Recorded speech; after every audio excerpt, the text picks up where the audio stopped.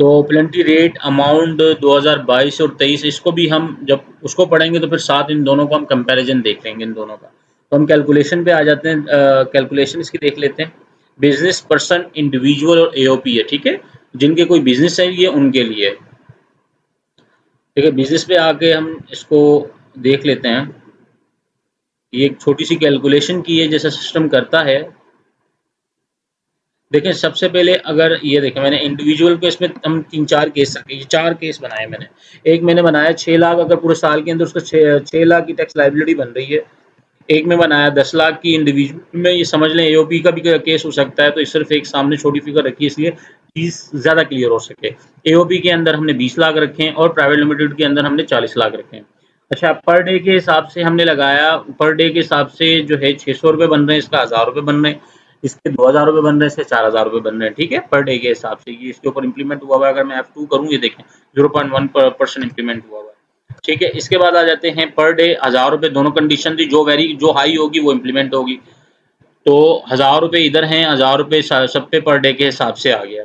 अब आ जाते हैं क्या मैंने क्या आफ्टर ड्यू डेट या एक्सटेंड डेट ऑन दी 30/9/2028 अगर एक्सटेंड हो जाती है डेट, अगर एक्सटेंड हो जाती है डेट तो क्या होता है, या आफ्टर ड्यू डेट के बाद जो भी होगा, पहला मंथ आ जाता है। पहले मंथ अगर ड्यू डेट के बाद पहला मंथ आ गया, यानी 1 मंथ डिले कर दिया उन्होंने, रिटर्न फाइल नहीं किया, 1 मंथ के यानी कि 1 मंथ के बाद किया, 1 मंथ के अंदर रहते हुए 31 को यानी कि उन्होंने रिटर्न फाइल कर दिया लास्ट डेट के अंदर, समझ लो, ठीक है? इसके ऊपर इन्होंने 0.1% लगाया, 600 रुपये पर डे का आ रहा था, 30 दिन का लगाया तो ये वैल्यू आ गई, और पर डे के हिसाब से दूसरी कंडीशन लगाई 1000 रुपये तो ये 30,000 रुपये आ गई। इसी तरह ये सारी वेरी की हुई है आगे। इसी तरह सेकंड मंथ में किया, इसमें हमने 60 दिन लगा दिए, ठीक है? नीचे भी हमने 60 दिन लगा दिए। इसी तरह हमने थर्ड कंडीशन में भी किया, इसमें हमने 90 दिन लगा दिए, 3 मंथ है क्योंकि कितना 90 लगा दिए, और इसी तरह सब में कंडीशन इम्प्लीमेंट कर दी। अब क्या होगा, इसके अंदर इन दोनों में से जो हाई होगा वो नीचे जाएगी, ठीक है? अब 18,000 है और 30,000 है, 18 और 30 में हाई कौन सी है? 30,000 रुपये। इसमें कौन सी है? 30,000 रुपये। ये दोनों बराबर हैं तो कोई भी ले लें। इसके ऊपर क्या है? 60,000 रुपये। इसमें क्या है? 120, 240, 120, 60,000, 36,000। अब आ जाते हैं नीचे, इसी तरह ये दोनों सामने वाली कंडीशन है। आफ्टर इसके तो 200% इम्प्लीमेंट होगा। तो ऐसा होता नहीं है कि 3 महीने के बाद भी कोई रिटर्न लेट फाइल करे, बहुत कम होता है, और कंडीशन ये 0.1% की ही ज़्यादातर इम्प्लीमेंट होती है। मैक्सिमम टैक्स बहुत वर्स्ट सिनेरियो होगा तो तब जाके लगेगा, ठीक है? Whichever is higher plenty amount, ठीक है? फर्स्ट मंथ का ये आ गया।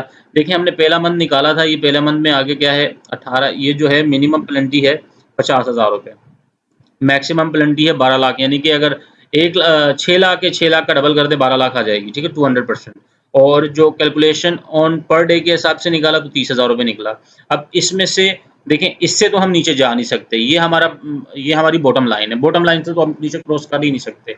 अब इसमें से जो ज़्यादा पेनल्टी है, तो ये मैक्सिमम जो है ना, ये मैक्सिमम, अब मैक्सिमम कभी भी ये इम्प्लीमेंट नहीं होगी, ये वर्स्ट सिनेरियो में इम्प्लीमेंट होगी, वो कभी भी यानी कि 200% नहीं देगा।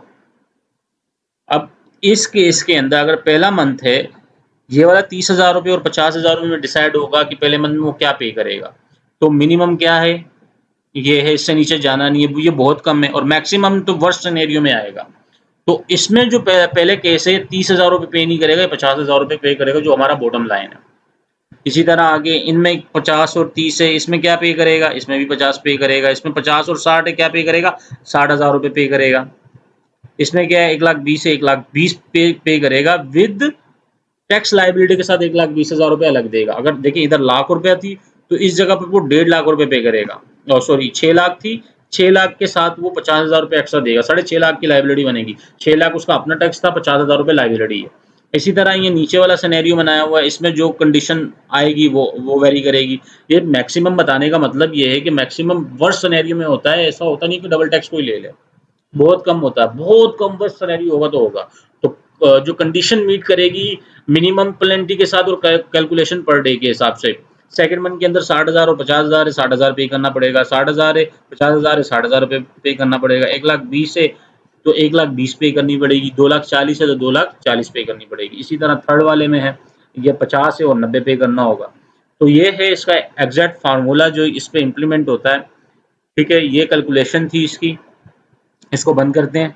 जो करंट टैक्स ईयर 22 का है इसको देख लेते हैं। इसमें क्या कहता है कि ये जो टैक्स ईयर 22 के अंदर है 0.1% पेनल्टी है पर डे के हिसाब से और 50% है। अब 200% हो गई और ये 0.1 और 1000 रुपये हो गई पर डे के हिसाब से, 2 चेंजेस हुई। अच्छा, उसके अलावा ये क्या है 75% फ्रॉम इनकम सैलरी, तो कितना 5000 रुपये पे करेगा। अब 5 की जगह क्या हो गया 10 हो गया, ठीक है। और इसमें कंडीशन लगाई हुई है 8 लाख से कितना 5 मिलियन तक, 8 से 5 अप टू 8 लाख 100 यानी कि 8 लाख से 5 मिलियन तक। 75% सैलरी ड्यू टू 3 मंथ हुए, इसमें भी वही कंडीशन आ गई 75 और 50 की। इन दोनों को मल्टीप्लाई करेंगे, जो ज़्यादा वैल्यू होगी वो पे करनी होगी, ठीक है। ये भी सेक्शन अंदर नीचे बता दिया इन्होंने, declare as tax liability tax chargeable होता है और सेक्शन 120 122 के तहत है। और एक रिव्यू हम कंपैरिजन देख लेते हैं कि जो अभी टैक्स रिवाइज हुए हैं टैक्स ईयर 23 के लिए पेश किया है, ये टैक्स ईयर 22 है जो अभी चल रहा है, जो 30 जून को खत्म हो जाएगा। पर डे के हिसाब से 0.1% था टैक्स ईयर 22 के अंदर, अब क्या चेंज हुआ है 0.1% और 1000 रुपये। अच्छा, मिनिमम टैक्स लायबिलिटी जो थी वो 40 लाख थी टैक्स ईयर 22 के अंदर, अब कितनी कर दी है 50,000 रुपये कर दी है। मैक्सिमम पेनल्टी 50% थी, अब कितनी कर दी है 200% कर दी है।